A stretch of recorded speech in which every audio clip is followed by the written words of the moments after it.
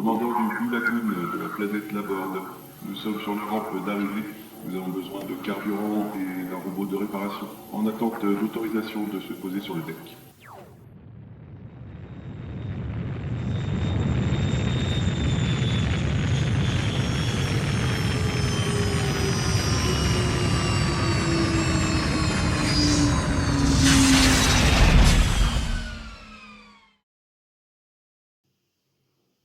Le système d'Andromède est composé de 4 planètes principales, Versa, Laborde, de Lune et la Cité des Cordes.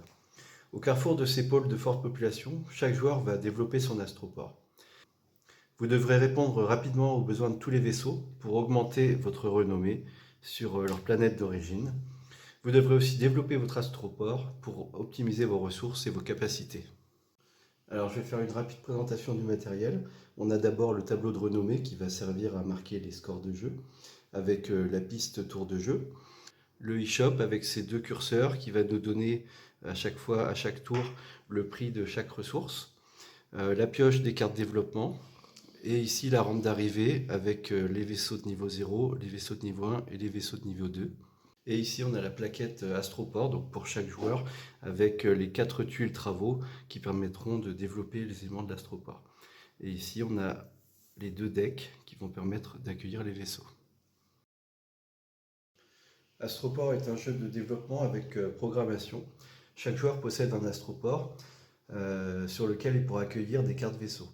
L'enjeu principal du jeu repose sur le système de tapis roulant, qui va apporter une dimension temporelle. En fait, il faut réussir son objectif avant que le vaisseau ne quitte le deck. Donc à chaque tour, il va avancer et au moment où il s'en va, il faut que l'objectif soit réussi.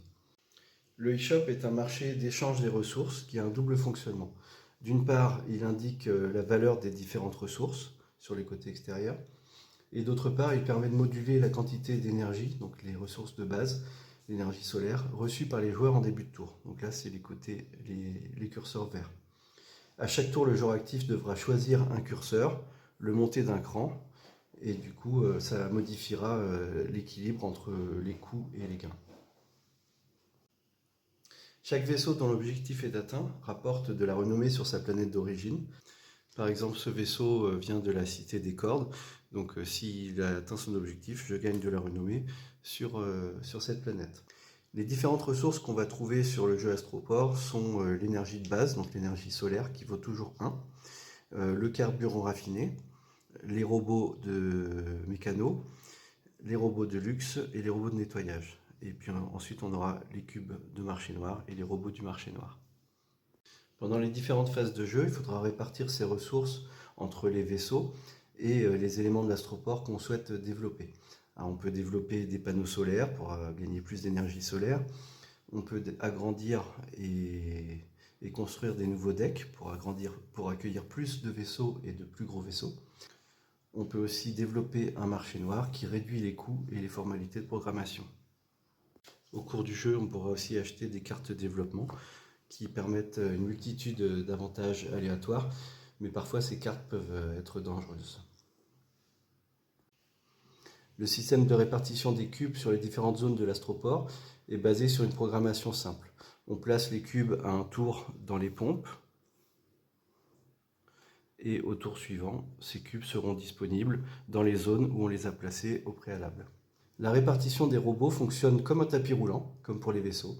À chaque tour, les robots avancent d'une case sur le monorail, et à partir du moment où ils sont dans la zone verte, on va pouvoir les répartir dans les différentes zones de l'astroport.